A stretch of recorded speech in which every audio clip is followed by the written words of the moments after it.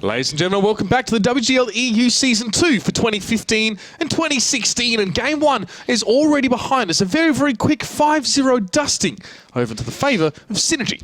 Yeah, I mean, it was a really one-sided match. Synergy just wiped the floor with Strong Siema, to be honest, and that's the third time they've really had that situation going for them this season. I think they got a lot of work to do, but I think Synergy is on the right track at least. Absolutely. I mean, from start to finish, it really seemed like Synergy either had an understanding of exactly how to play through or were able to adapt in a very short space of time to what Strong Siema were trying to throw up against them. There was no wall that was really strong enough to hold back Synergy, especially on some very, very impactful and important attacking rounds. So, I mean, one of the few clean sweeps we've really seen this season. It's funny, games are either a clean sweep, Ollie, or they're a tiebreaker. It's funny how this format is working out here, but it's a great way to also see the good teams really look good. You really see that they put in the preparation here. And we were sort of talking about a little bit outside in between the games. And maybe, just maybe, Strong Siema not as well prepared going in towards this season as some of their competitors. I think so as well. I mean, this is the season that will test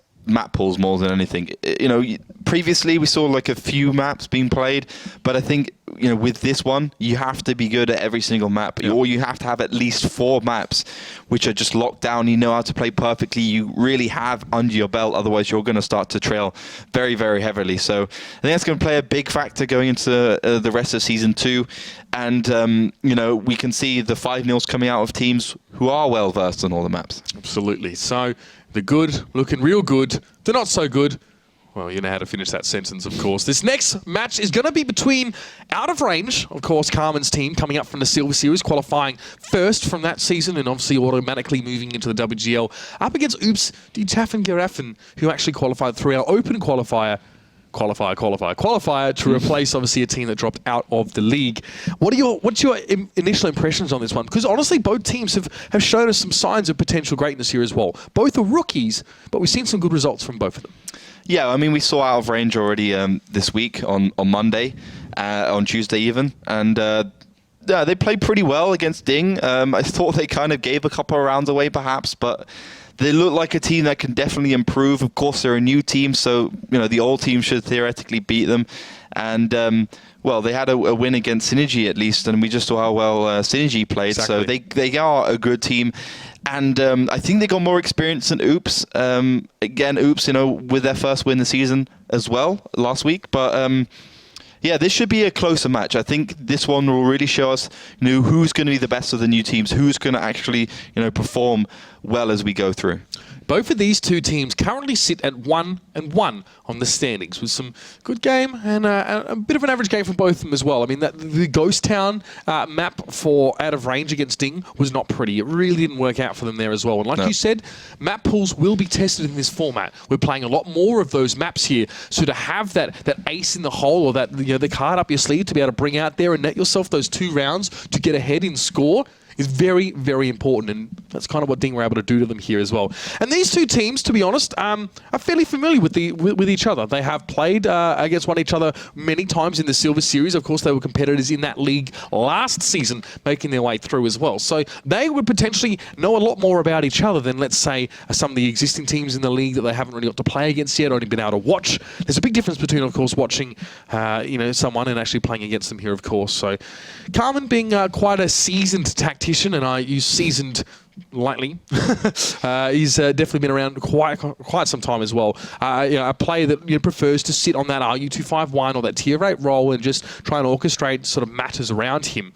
And of course, Oops as well. Some players there that we've seen before. I mean, you've got Fussy Eater in the mix there from No Mercy, Insane from ASAP. Obviously, who's an excellent artillery player and a very much you know, a vital part of Oops' lineup here. So they've got some old and some new in here. And they're going to be mixing it all together, of course, now. We're on the countdown into the game in just a moment, but Mines will be our first map here between these two as well. Seems like teams, for now, are avoiding that Ruinberg. We're not seeing so much of it here. Good. I mean, let's talk about Mines as well. I mean, you know, first of all, does a team that picks that artillery inherently have an advantage, or do you really think it's, you know, dependent on whether they can make those shots and it's conditional? Yeah, it's always conditional with artillery. It's a Boolean, so you know, you either hit or you don't hit. Especially when you're using the smaller kind of artillery pieces, Lorraines, and even when you're using the bigger ones, you know, the M53, the M55, when you're using the M40, M43. you're going to splash them, yeah, but for 400-500 damage. And then when you consider, a tier 9 can do that, a tier 8 can do that kind of damage, and it's a little bit more versatile, provides a little bit more coverage across that map, then you really do need to count on those artilleries getting the one-shots, getting the real high damage rolls.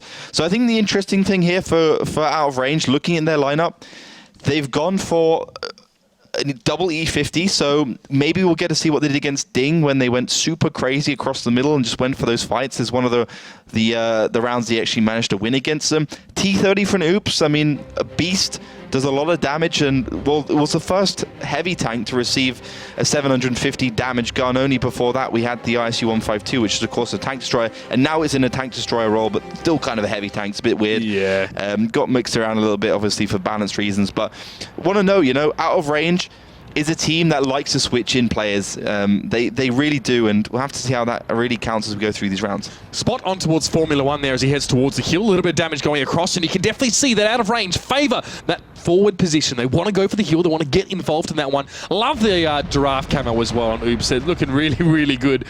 Great to see some of these teams come out with some of their creations here. Now, Grisiek and Formula 1 are on the hill. This is already, seems like it could be a problem for Oops, but Kerolf is taking a heck of a lot of damage in that 50B. Duck of Death is able to pretty much sustain a lot of bounces coming off of him as well. With out of range all rounding the corner, coming over that hill, Oops have been able to put a heck of a lot of damage across the table early on. But good little kill there onto Insane, so they cancelled him out. But I guess in these kind of close quarter situations, he's not the most useful tank in the whole world. But this is, as I said, out of range. We're going to be aggressive at the beginning with that lineup of the E50s, and well, Oops have their card because they've just been pretty passive. They've been sitting back, not really wanting to go for the exchanges, and you can see the HP is now 3,000 in favor of Oops. Some exceedingly important shots being made here by Oops, taking out some key tanks. Kerolf is off the map, and so is Piotr now. Two of the biggest hitters from out of range now being cancelled out. Yes, Insane did drop to out of range earlier on the piece here, but it seems like the rest of Oops have been able to stand on their 2 feet, even with losing that key piece of artillery. Carmen trying to battle it out there with Duck of Death, and unfortunately he doesn't really have the best gun to deal with a fairly well armored E5 as well, and Duck of Death has that corner. He can always duck around, but he's going to have a couple tanks up above him, constantly keeping him lit, of course, with that proxy spot. Grisiek, unlikely to see him commit to that one as well. Out of range now, it didn't work out for them in the start. Their push early didn't work. Somewhere takes a fair bit of damage there as well and is forced to back off the hill over on the northern side, but the cap has begun. It's Fussy Eater and Grosser now starting to just apply some force to those pressure points of out of range. This is definitely going to have to force some sort of response. Yeah, but out of range they have one thing going for them, and they have that hill. Duck of Death just gets absolutely annihilated by Desek. That's the AMX-50B's penetration just coming into its own, just finding that T110 E5, but Grosser on the back of Desek. Very, very important position for him now. He has to, keep Oops ahead in that damage race, keep the damage coming across the table here, even if they might be losing tanks. Genghis picks up Desek there as well. It's a good result for Oops, but Risiek responds on towards Damnus. He's been on the hill all game so far, but Grosser, not much can stop this man. He goes forward, he takes one, and Milosh as well knows that his number is up. He falls, and it's just Risiek and Formula 1 now for out of range. They're trying to hold on. They're up against 3 opposing tanks, and all of Oops are trying to put their resources in towards this one. Risiek does pick up somewhere now. 2v2, but Formula 1 is crippled very low on that bat chat. He was tracked, and he's only a one shot as well. Grosser can easily push forward to get the pick off. What an important flank from this STB now, just really giving out of range some big headaches. Super important shot there by Grosser as well. The STB has not got the fastest, I should say, aim down time, so it was an easy, brilliant shot by that team commander. Risiek able to bounce one shot from Fussy Eater off the top of the turret, but now Fussy Eater can do some real damage. He's on reload now, though, but Grosser has a shot primed and ready to go. Risiek miss an important shot, and he's going to get picked up now as well. Grosser, what a big play from that man. He's been so impactful in this game. I mean, Oops were able to hold out of range in position and let Grosser come around from behind, of course, past that capture point. They had the option to cap, but they wanted to go for the fight. They knew they had a very, very good position. And you have to wonder, things seem to just go wrong right at the start for out of range. Yeah, I thought out of range actually stayed in the battle a little bit longer than they should have done because they received so much damage. But of course, that's because Insane was playing the artillery and he had literally no role in this battle at all.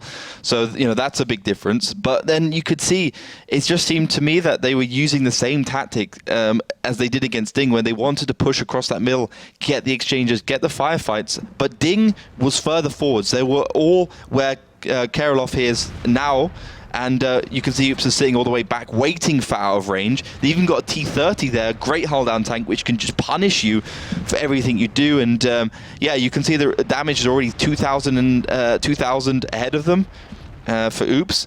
I guess the interesting point is that this game goes to a 2v2, and that shows weakness from Oops. They played a little bit around the cap when they should have probably just pushed forwards and used that advantage.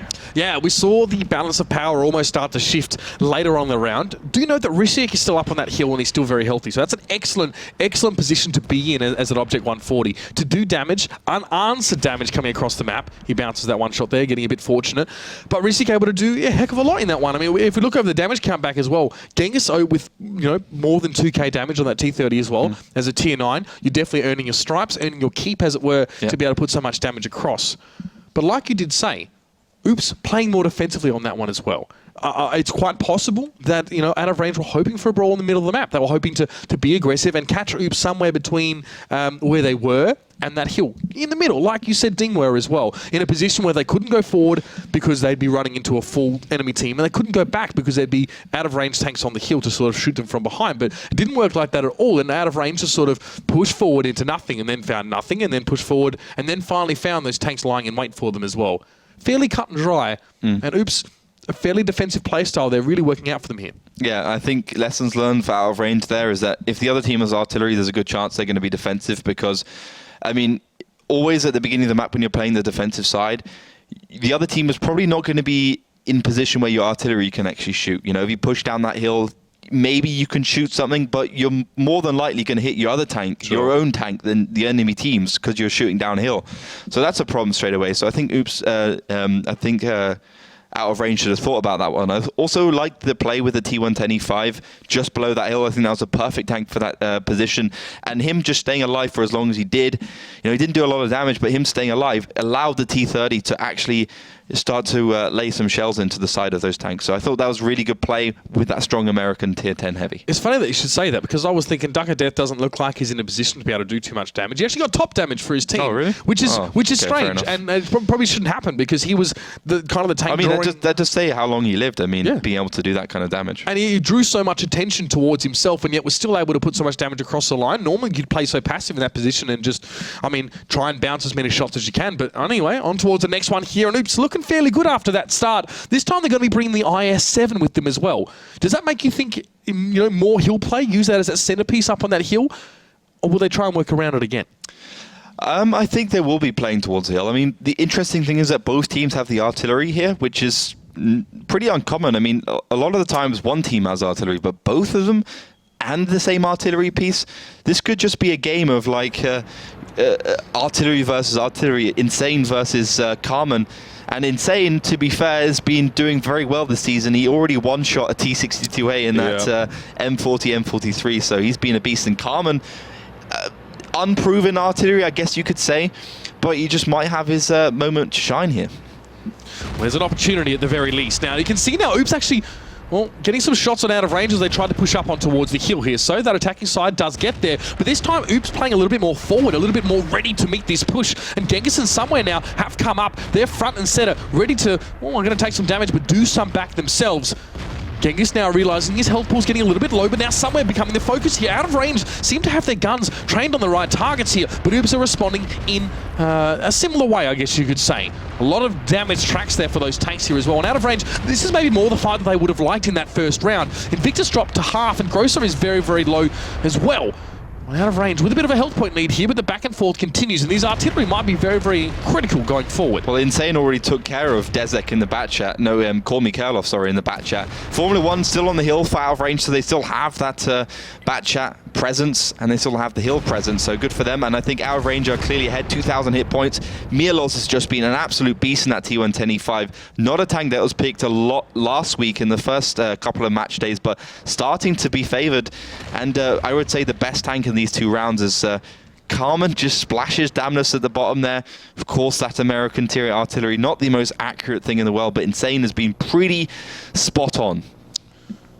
Back in the corner he is. Now looking over towards the middle of the map, and it's a 5-tank affair for both teams. It's just out of range that have a heck of a lot more health to play with here, and almost all of the Oops' frontline tanks are a one-shot. Invictus in that IS-7 drop down first, drop down so early as well. No time for him to really get that damage out, but Fussy Eater at least has been left as a bit of a loose end. He's able to come around the side and somehow bounce the shot from Formula 1.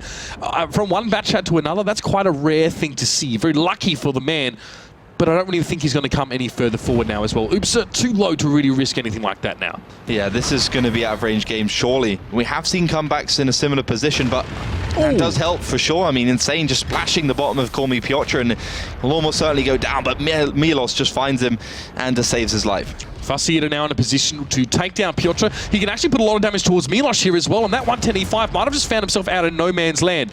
But Fussy Eater, of course, is going to have a lot of harassment from the back as the rest of out of range push towards that eastern side. Milos and Risiek chalk one up each, and Insane is caught back in the corner, and there is pretty much nothing he can do.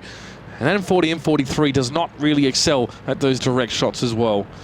See that he really doesn't want to be put in that position anyway. He's going to have to go for it, of course, in some way or another, in his little jungle camo, but there's 4 tanks. They're looking for him as well. Carmen is still alive, and he's done a little bit of work this game, but definitely have to hand it towards those frontliners for out of range. They know how to brawl, and they'd love to tailor the game to suit that advantage. Does at least land that shell, and Insane will probably be the highest damage dealer for Oops in that round. He was an absolute beast, but it's just not enough. It does prove once again that artillery doesn't matter how well you play necessarily. It's all about the tanks that are actually in the situations, that are in the positions, and the ones that are brawling that win you the game. The artillery is simply an aid.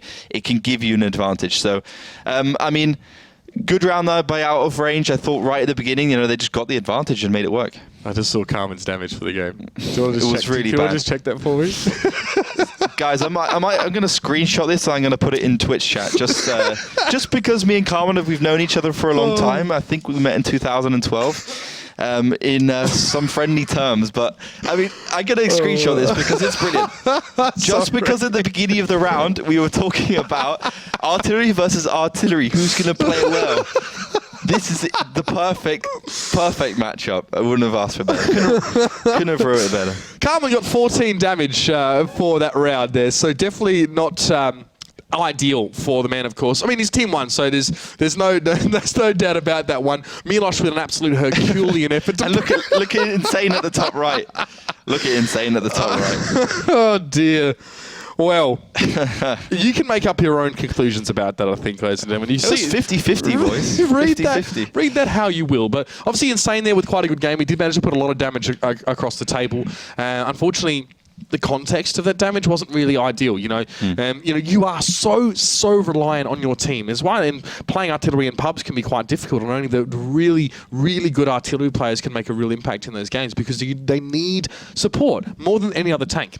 Can do so much damage, but to unlock that as well, you need to have good teammates who know where you plan to shoot, where you're set up, what part of the map you can access, what part of the map you can't, and also be able to come forward and get spots without getting taken out themselves as well. So Insane in the past has shown us some great stuff here as well, but it does seem like out of range got the brawl they were looking for there. Yeah, exactly. I mean, again, it was about the T110E5. Milos was sitting on top of that hill. He was just pounding into Oops. They were coming forwards, but in that T110E5, he's hull down. Carmen, just trying to support him a little bit and, keeping Oops back, at least in mine, even though Carmen was hitting the shells. And Insane, just the T110E5 just pounding into Oops. So great stuff from him. Really enjoyed that. And it proves once again that you need that hold down tank in that position as long as you can get there with support of the rest of your team. So good play. So Himmelsdorf's now up next, of course, between these two tanks going towards that more city kind of map. So expect to see a little bit of a different approach than what we saw on Mines. Artillery, don't even think about it, of course, not a thing on this map. Firing arc, I think the only thing that we tried it a couple of times. The British FV artillery, the lower tier one, had the gun elevation to actually be able to deal with this, but no artillery, of course. The FV215Bs for out of range here as well, and an IS-4 in the mix, obviously, for a bit of side scrape action. We know how good they are, and Oops, 2 E100s here as well. So Himmelsdorf will be the go. We'll have to wait and see now if, Oops actually want to go for any sort of aggression towards the hill. or whether they're going to actually go out towards the middle of the map and work down that 8 line. They're going to have an IS-4 to deal with, but we saw, I think it was Eurofish actually from Kasna, in an E100, just wreck an IS-4 on that 8 line 1v1. So it should never happen though. I mean, that IS-4 should have won that engage. I mean, Eurofish was an E100, as you said, and the IS-4 with the reverse side scrape, which is why you pick it like an IS-3, should have been able to walk away with that. Nice little spot there, finds Grosser on the cross, that ST1. But he was sitting back and the FE215B wasn't spotted. I mean, the interesting thing here is that Out of Range is one of the only teams who are actually switching players in and out. Normally, Out of Range is using 8 or 9 players per match, whereas all the other teams are using maximum 8, mostly 7. But right now, Out of Range in this match haven't switched anyone out, so they are sticking to their guns, and it seems to be working relatively well. But their setup on this map, at least, is a little bit odd with a full 8-line stack, probably in anticipation that those E100s will push up there.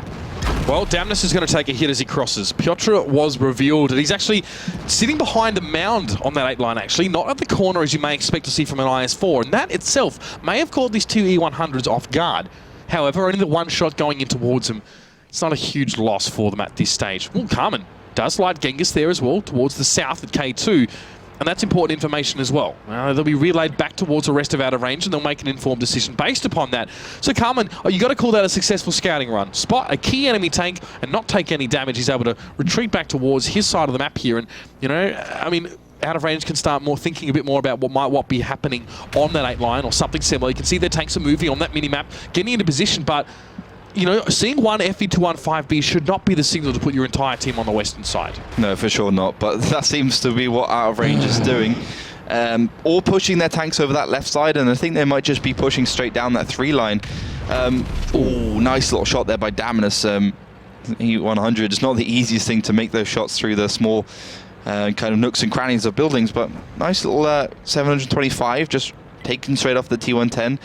And seems to me, though, Out of Range have stopped their advance towards the left and are more setting up for a standard defensive position, probably because Oops didn't make that decisive play up the 8 line, so they will just be, you know, making some other play, and of course Out of Range wants to be ready for that. Gerolf now on your screen, moving across the face of that capture point as well, more towards the western side. So I think, you know, seeing the IS-4 as well, probably a fair bit of deterrent there for Oops in terms of whether they wanted to go towards that 8 line. They don't really want to risk it. I don't really know what else is going to be waiting for them on the other side of that one. So they move along that G line, just back and forth here. The 2 E100s actually entering in towards the courtyard in the middle of the map. An interesting strat here as well for these two. They might just try and circumvent what they think could be waiting for them on the corner of that 8 line. But there's actually no tank there at this stage. Duck of Death, though, was lit. So information now Out of Range. I think it was Carmen actually seeing that one. So now that, you know, Out of Range kind of know that Oops is still over towards the 8 line side as well. Getting a bit nervous, maybe just start to shift their feet and get a bit more of a stronger hold here on this side. They don't have anything specific or special set up in this corner, so they're going to have to put some tanks across there very, very quickly. Damnus maybe even catching one on the cross if he's lucky, but Out of Range should know that there's Z100s in the middle. Yeah, the Z100s are starting to creep forwards, but this is classical Himmelsdorf style from Oops. They are getting a little bit outspotted because that RU251, but with the damage that the ST1 and the T54, which will of course take the role of the T54 lightweight on the 754, I think that RU251 will start to become a problem. But Out of Range are just waiting for Oops to come forwards. Without an AMX 1390, Oops really don't have the option of going for that left side cap, because the left side cap requires a tank to cap it, and if you don't have a tank there, then you know you're not really gaining anything for that, because you're not making the other team come to you.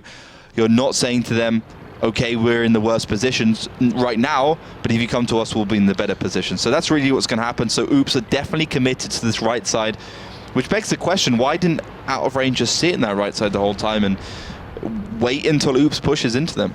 Damnus and Duck of Death now are going to push forward anyway and see what they can maybe orchestrate here. Damnus at least hoping that his armor can soak up a little bit of damage and then go forward with it. There was a point where the E100 with that side armor could absorb every single HE shell, and that would have been perfect in this situation. Sanya there as well. Again, like you said, too big to really put onto that's like little capture point to sneak up there. So a little bit of damage now going across there. Out of Range getting peppered slightly. Piotr now, Duck of Death and Damage doing good damage. There's force that IS4 across. You know, on the move, can't really make the best use of that space side armor as his front is still revealed. And now he's just gotten himself angled here. Not great. It's not a sharp angle really to be bouncing anything off his side here. So much damage taken already by out of range, and now they're going to push forward. They're going to try and make something of this. They've been battered, but they're going to try and make up from here with a lot of damage in a very short amount of time. That's burst, ladies and gentlemen. And Duck of Death now is down to half health. Great focus fire from out of range, picking off 2 hapless tanks.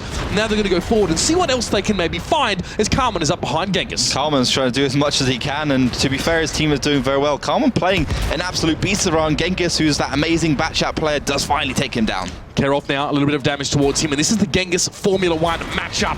Formula 1 actually just struggling there as well. He missed his shot, or at least it bounced off the front of Genghis, and he could have possibly got the finish on him. But now Formula 1 are going to take a lot of damage for that one. At least Desik coming to the rescue from behind. It's a 4v5 situation. Out of range, doing okay, to be honest. You know, they got very, very heavily damaged early on, but it managed to shrug it off, push forward, take tanks off the map, and they got the 5v4. But time is ticking down now as well. Grosser holding on beautifully in the ST1. What a chunky thing that is. And also Insane just going to work around the corner. Out of range, just wanting to focus these tanks down one by one. They're finding the targets and they're getting rid of them here, but they're getting quite low in the process. Oops do have the health point advantage. Sanyo is, of course, capping up. But these 3 tanks, I mean, they're split. Sanyo's on his own, and so is Insane and Co. So they need to sort of work together on this one. And it's a good pick from Sanyo on that 54. He got a pick off. Formula 1. He's going to be around that corner as well. He's low.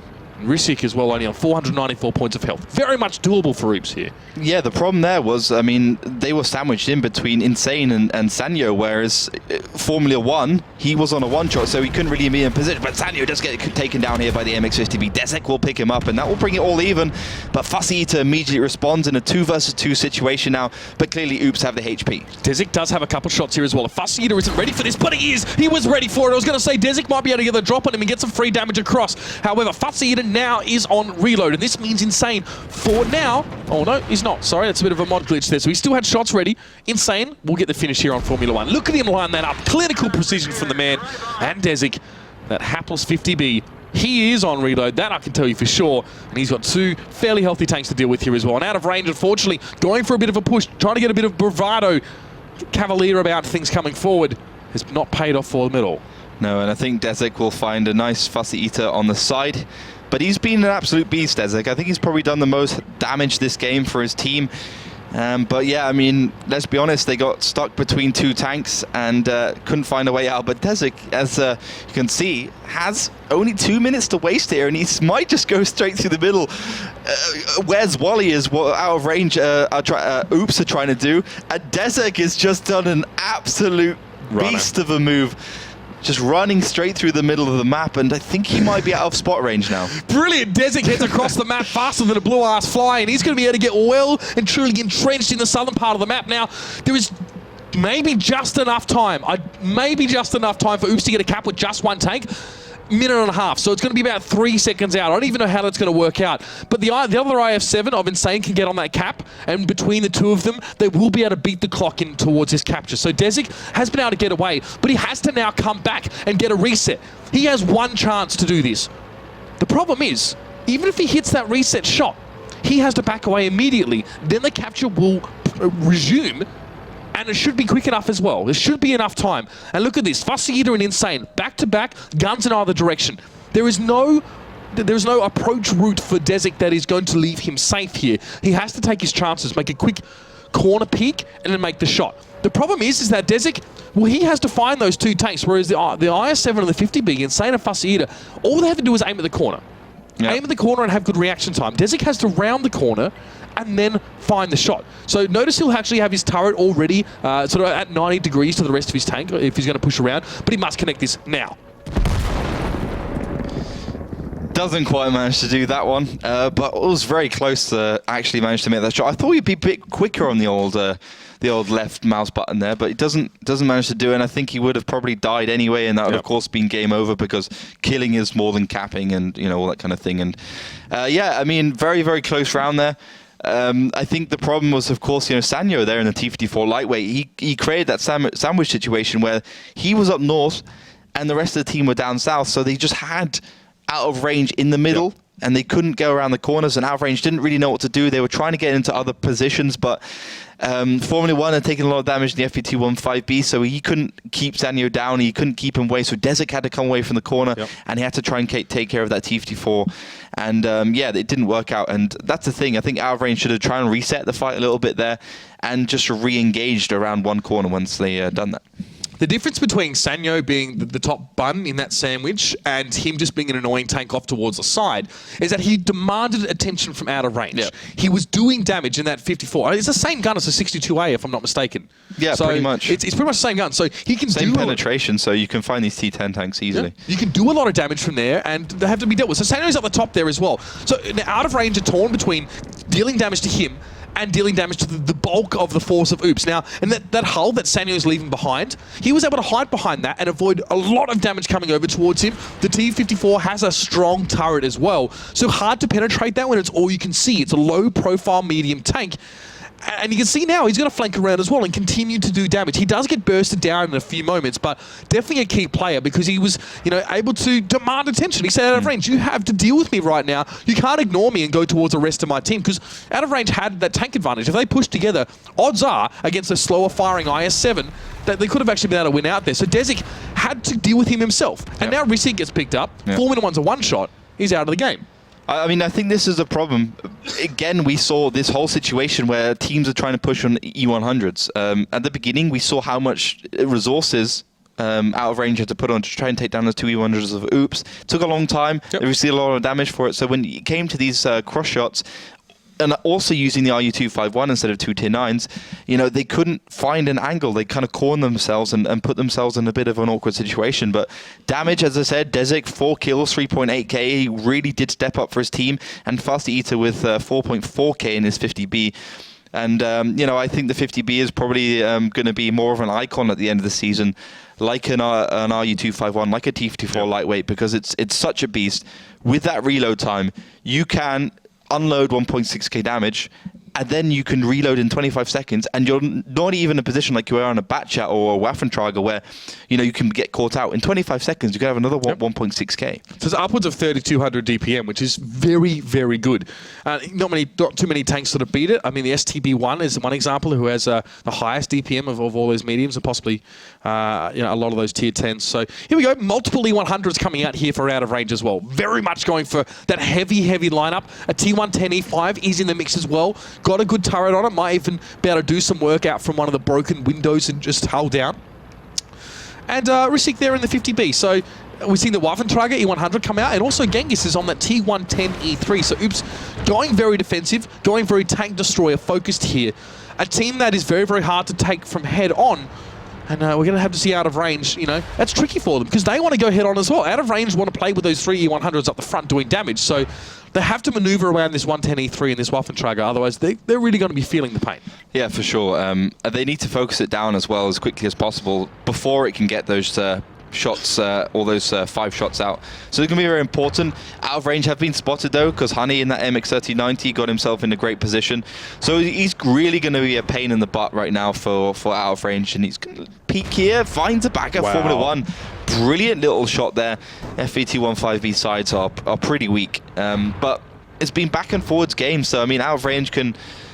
They should be able to come back and they should be able to win this one, but Formula 1 doesn't make it easier for them, taking the second shell there of 719 damage from Duck of Death. Actually, it was across the other side of the courtyard. Duck of Death there in the E100. It's great to see these professional players, these top level players, find angles that I think a lot of us and a lot of people in general just can't find on these maps. And Himmelsdorf is a map of angles as well, with so many corners to peek and little windows that you can put your head through. Finding those shots can be quite hard sometimes, especially if you're on the lower ground and you've got an E100 as well. You want to be able to make a shot without exposing yourself to too much, enemy damage in response. You have to assume that your opponent knows where you are and can probably shoot you back. So you have to take some chances here, but if you play percentages well and you have the better position, you're probably going to come out on top. And now Honey's just being a real pain in the bum, like you did say. The audacity to take a shot towards Formula 1 only now being, I guess, eclipsed by the fact that he is still here and still spotting out of range's tanks. And this is going to stop them in their tracks. Really, they don't really want to do anything towards the western side now, knowing what they may or may not be pushing into with, that Honey, of course, quite far forward. Carmen might even try and take him head-to-head. Yeah, he's a sweet kind of tooth right now for that guy. I would love to see Carmen go against Honey. Honey is a guy who hasn't really played any games so far, and he is only exclusively seems to be used in that MX 1390. So he's obviously, a proficient 1390 player, and I really want to see him tested. But this is the thing, we can actually see on the 8 line between the E100s a kind of HE battle. Of course, those HE shells do 900 damage, 910 damage they do land, so even against the most well-armored target, that really does start to hurt. But Call Me Piotr just gets taken down so far. I think that might have actually been from a shell from that E100, but probably also set him on fire. Honey took some shells. Duck of Death also received 2. And, the thing is, out of range, they've put themselves ahead here in terms of damage. They're on the defensive side. Oops are at a disadvantage. So if Oops push forwards, it's only polite for out of range to win. So this is, about Oops actually getting a couple of these exchanges, a couple of these peaks right. Kerolf now is in a position. Note that the cobblestone on that side of the road actually dips down. So he can actually, hide a lot of his upper glasses now from a lot of those tanks and keep his turret vision visible only. You can see Honey now just now moving out of that position as well. So maybe Oops thinking they'd like to try something else, or even maybe go in for the kill here. Who knows?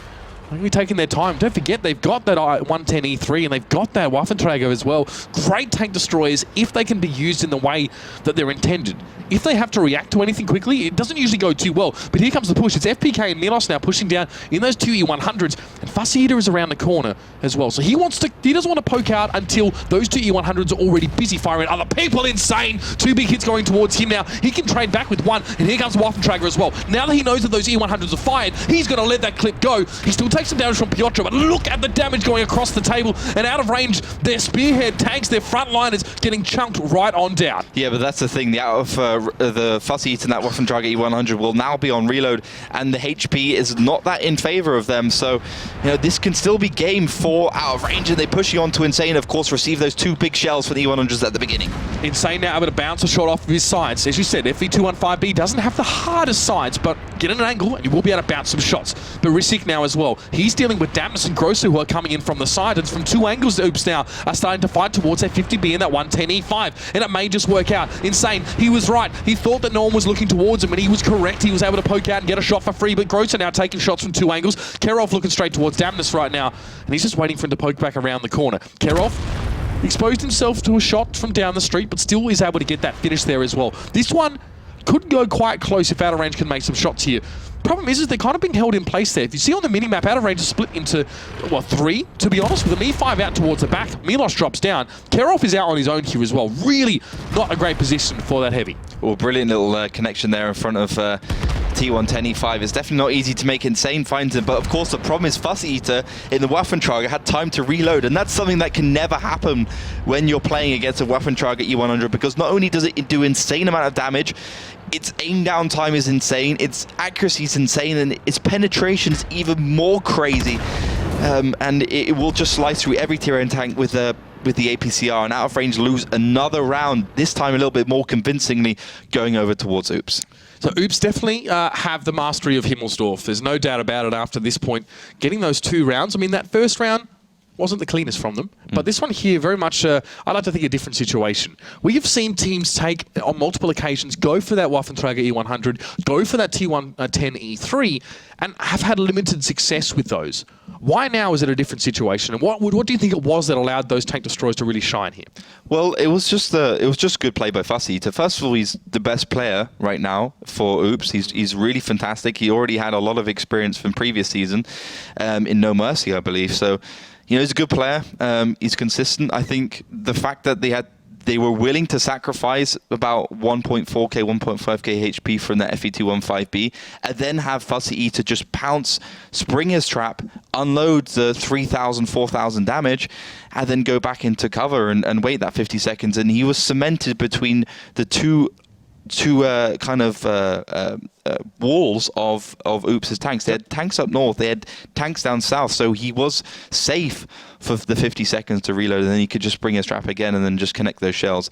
And when you're playing against those E100s, that penetration, that aim down time of the Waffentrager is really a benefit to you. 3,900 damage and 2 kills going his way. Of course, Duck of Death, that man who was side-scraping the E100 along the Banana Road with 3,500 damage. Good round by him. Mikhail Mikhailov, 2,200 in the T110. And, you know, it says a lot that out of range at the beginning, they did really well. They got some good initial damage. They were winning, but they just couldn't make it work for them. I mean, they just simply got pounced upon. And I think they probably should have used those... that AMX 3090 go for that western side cap and made that Waffentrager come to them instead of allowing it just to peek around the corners. Obviously, it's always a possible strategy when you have that 3090, which is obviously a smaller tank, and you can actually sneak it behind a building on that western capture point and start to accrue points and force the enemy team to commit because they can't fire at you from their sort of sniping positions right on the north side of the map. We saw Carmen looking for Honey earlier on that round. You know, we were sort of set up in that position, but as soon as he pushed around and saw around the corner, he saw Grosser. He lit him up. He was like, that's an IS-7 looking right at me as well. So he wasn't able to get rid of Honey in that position as well. And so purely on virtue of having that one tank push so far down that 3 line and having a bunch of tanks also watching for any sort of push, you deny a lot of the possibility for that western capture.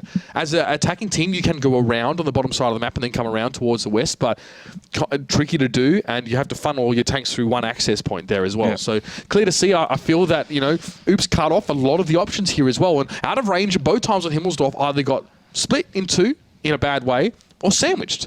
Yeah, and those two are opposites, but you can be split in 2 and it not be bad. But the problem is that it's always one tank was kept out towards the side and just focused down, and then they'll manage to move in towards the rest here as well.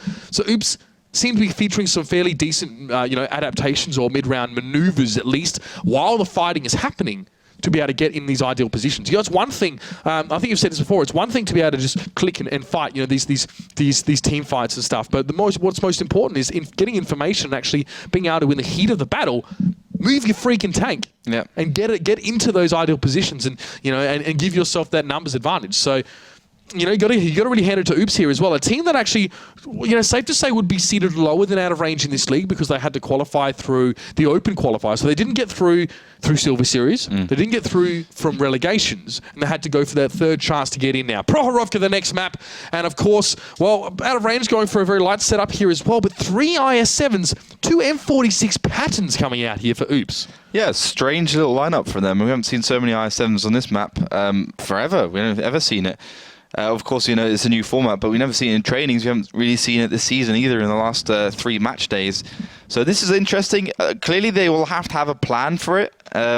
You know, with such a specific lineup, it always has to be a plan. And the patterns we've seen before, good hull down tank, decent gun, not the most accurate thing in the world, not the highest damage thing in the world in terms of DPM. It's 390 damage.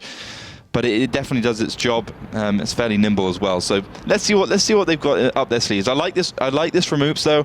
It's good to see a team innovate, try new things, and have a plan for it as well. But out of range at the moment, lacking 2 rounds, as they got trounced clearly on Himmelsdorf. So out of range now, defending on the red side. They're actually coming forward as well, going towards that center part of the map and trying to get involved, whereas from the south, of course, Oops is setting up with that much heavier lineup here. And maybe a brawl is not going to be the ideal situation here for Oops, as Fussy does take some damage before he gets into position. Now, what you want to do with those IS-7s is get them in position before the damage starts coming down. So, you know, good idea by out of range to move faster than them, get quickly towards the center of the map, then start putting some damage across. Genghis was lit in that pattern. Daminus is also revealed as he pushes forward here. But you can see what out of range is doing pretty much straight away. Kerolf and Piotr, they have to go for a flank. They're going to go towards the south, or at least one of them is as well, or get some cheeky shots there, you know, through the wheels of those rail carts or in between them. And they're going to try and outmaneuver this slightly slower lineup of Oops. Yeah, for sure. They are going to, you know, get some positions on the map, and we saw this actually already today. We saw tanks from Synergy just go to the south and you know, get some good positions there, but Mielos just gets absolutely crushed. I don't think he was expecting the pattern to be in that position. Of course, the Object 140 is okay gun depression and a decent turret, so it can bounce a lot, but Oops were ready and waiting, and they really punished.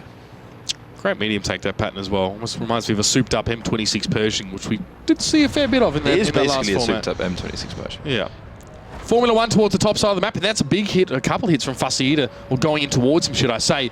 So at least out of range of finding that they're able to trade some damage back, but Miloš is still reeling after the damage done. But Ketevan has a great little spot up on this island here, and he can actually shoot Genghis from behind. Whether he wants to reveal himself at this point or not remains to be seen. Probably not. Obviously, as that defending tank, he could get resets or do a lot of things from there. Just spot. He can spot. He can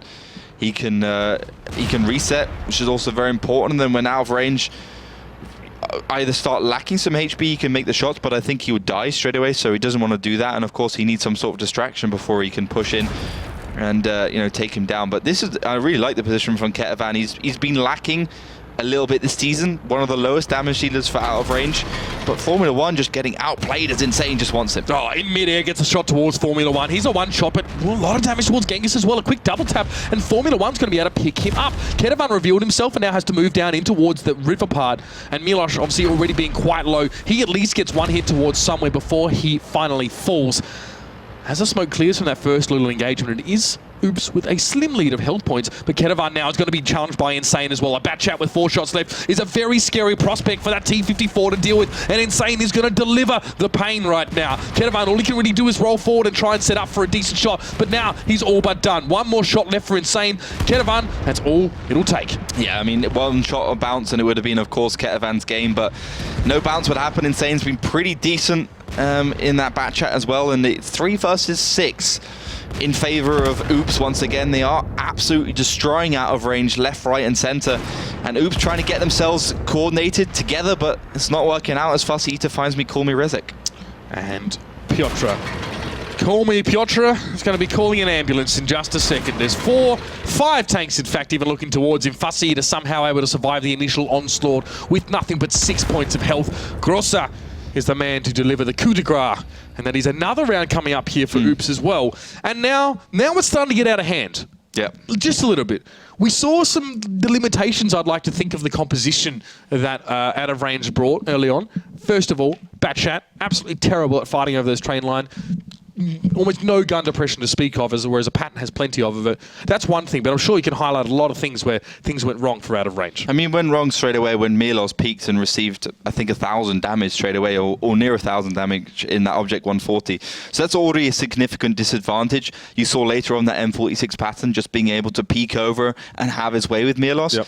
And also, I think it would have been great if that Object 140 could have peaked a little bit more, got control of that M46 pattern, and thus got control of that southern area. That was a problem. Of course, Formula 1 receiving a lot of damage there as well, allowed Insane just to push over in that Batchat, take him down, or at least push on to another his teammate and take him down. And then you had Ketevan going forwards, having to reveal himself, you know, he does manage to find Genghis, I believe, or another tank, but then also Insane just gets the reload, has 4 shells out of 5, which is great, and takes down Ketevan. So Insane's basically taken 2 tanks for 1. So straight away here, if you're Formula 1, you're thinking, I have to be really careful here because I can only really shoot towards his pattern if he goes over the top. And then that means I can only really trade 1-for-1 with him. I can't use my auto-loader clip the way I'd like to. I can't just unload because he's just going to take 1 shot, pop back over. I have to commit to him if I want to kill him. And after a while, Formula just gets pressured more, harassed constantly by Genghis now. He realizes there's no safe spot for him anymore. And he has to go across. He has to try and get as much damage as he can. At least his team shoots towards Genghis. He has to go across when Insane, otherwise he's dead. But then you can see Insane pushing in. He already sees tanks in the middle and he just wants to have them. And this is the problem. Kurloff, who did the most damage in the SDB, wasn't in support. So I think he should have been up there with Formula 1 in the SDB, providing some single shot damage for that Batchat. And that might have been a different kind of story here. But right now, Oops are on 4 rounds. So the minimum amount of points they can actually win is 1. And Out of Range need to win the next 3 in a row just to put it even and look towards any of those points. So, yeah, obviously Out of Range have a lot to do, a lot of work ahead of them. They get moving on to Prokhorovka, where they will be on the attack. Maybe not the... I don't think Prokhorovka has a bias that much. I think it's a pretty even map just because a lot of the teams ignore the cap and just go for the brawls. Yeah, like we said, teams play around those caps because it's very, very hard to complete a cap without having some kind of fight forced onto you. There's not enough cover on this kind of map. But let's see, though, as we now go in, of course, to our next round. It's our 6th round here in match point, like you said, coming up here for Oops. And they will go with that Batchat here as well. No IS-7s in the mix at all, so they've gone away from that one. Definitely more of a brawly composition, and these two teams are on a collision course with one another. Yeah, it might just be a full-on middle brawl. A lot of the teams from the north go to that right side because you won't be able to get to the middle as quickly as a team from the south. So that's a good play there by Oops. Good homework they've done there. And Sanyo can actually head across the middle and just get some nice hull-down shots against the side of out of range. They do decide to cross, which they seem to have done.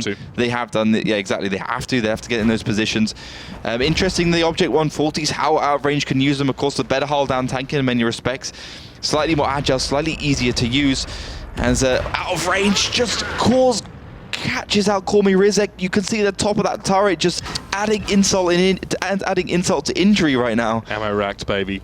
Ammo Not wrecked. good. Yeah, pretty much. Of course, an ammo rack is the instant destruction of your tank here, so just enough damage being put across the line to deal with him now, and that's not a great start at all. I can tell you that Call Me Rizek has just done that poker face emoticon in chat. Not a happy man. I mean, I don't know how much damage he got taken, but here comes the push across the map. You can see that, well, Oops want to try and get to grips here with out of range, and they're going to go in a bit of a spearhead formation straight towards the middle, and out of range have barely seconds to set up for this one, to prepare for the onslaught coming their way. The STB1's column is pushing right on up. Sanyo is even going to get involved here as well, and Oops have to get this damage across the line as quickly as they possibly can, because out of range are set up fairly well, actually, and they can split things off a little bit. Milosh and Insane are going to go head-to-head, but Insane is just going to crush him, but then he'll have to turn around and deal with 4m1. He can still put these last two shots in towards that STB1 and deal with him. Sanyo's going to be helping out. Desert getting completely surrounded there as well on the right-hand side. Oops are finding some decent fights here, but this one could go quite close in the end. With Damnus now taking a big hit. Call Me Karov is there, and look at Piotr. He's just going to deal with Honey right now instead of the main fight, and Honey has done so well to stay alive right now. Piotr's forced to roll over to kill that 251, then he has to roll back and help the rest of his team out. So, you know, doing so, he's pretty much put those STBs in a 2v3 situation. That could be absolutely devastating here for out of range. As Oops push forward, they deal with Karov now. It's just Carmen and Piotr, and Piotr's already got some damaged tracks as well, so the going might be getting a little bit tough for him, as well as his compatriot Carmen a little bit further forward. Takes a lot of hits, and he goes down. Oops have played this supremely well, and it's just Kill Me Piotr, last man standing yet again, just like last round, and he can do not much more, Oliver, but await his fate. And out of range, looks like they're out of practice, so they're definitely out of points here as well, and they're going to get an absolute fat zero for this, as Oops are going to take it 5-1. Yeah, Oops are going to walk away with this one. I mean, let's be honest here, once you lose an Object 140, a tier 10 medium tank, for nothing, I mean, he gets ammo racked, it's going to be game over, and you could see Oops just played no respect this round, pushed over the middle with the STBs. They received a lot of damage, but they're already 1.9k damage ahead, and a tier 10 tank in terms of DPM, so no respect for an Oops, but there's definitely the right strategy. It's worked out for them well. Out of range, you know, we've seen this from them before, pushing over towards that right side of the map and trying to set up there, but Oops didn't give them the opportunity. You saw them come forward with 5 STBs and a bat chat, so 6 tanks moving in already, and the fact that I think one of those STBs on the side of out of range was busy trying to swat away an RU-251. Yep. Perfect play from Oops, really, really nice, and I want to see exactly how many shots were taken by that STB that went down before he dropped. Who was it that got ammo racked here? Probably the Object 140. Risiek. Yeah, Risiek got ammo racked straight in. He received 2 hits. Two hits. One of them was actually straight away. I mean, he already received that one shell, but I mean, 2 hits. So rough. So I guess the first one ammo racked him, the second one blew up the ammo rack. So it's 2 hits to his ammo rack. It's very rare that you see a tank getting ammo racked instantly. Yeah. It really doesn't happen. Yeah, I mean, for sure. The thing is about that Object 140, which is, you know, maybe one of its only downsides, because I feel like what Wargaming does to balance tanks is that if a tank's too good, they make it quite weak internally. So when I'm playing my 140, I always lose something like an ammo rack, I always lose a driver, a commander, or something like that, and you know, it just gets on my nerves. So yeah, it's a great tank to play with, but actually those ammo racks can happen, and because it's a DPM tank and the ammo racks aren't all that common. Yep. You're not going to take like safe stowage or something like that to provide some of that ammo rack durability. So, and you know, if you do that, then you're already at a disadvantage against STBs and other Object 140s.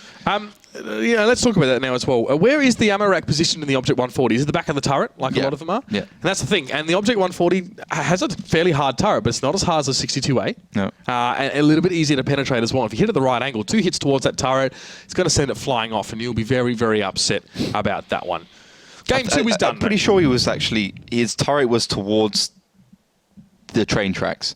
And if he was playing properly, he probably should have turned it the other way, so the front stronger part of the turret, the mantlet, was facing towards the opposition. I think he probably would have had more success. But then again, when you're talking about these high penetration shells, they will go in the back of a tank and they'll come out the front of the tank. So you can get They're still going to anyway. punch through anyway, Not much you can do about that one. So unfortunate, of course, there for Out of Range, who will drop 5-1. And it's been almost a complete counterpoint to last week. Two very, very one-sided matches here so far. And this one we definitely expect to happen in that same manner. But, well, here we are. After the break, though, ladies and gentlemen, it's going to be our Polish derby. It's going to be Utopia up against Rusty Roster to see if Utopia can continue like you hinted at last Tuesday. See if they improve. We'll find out soon, though, guys. Join us when we return.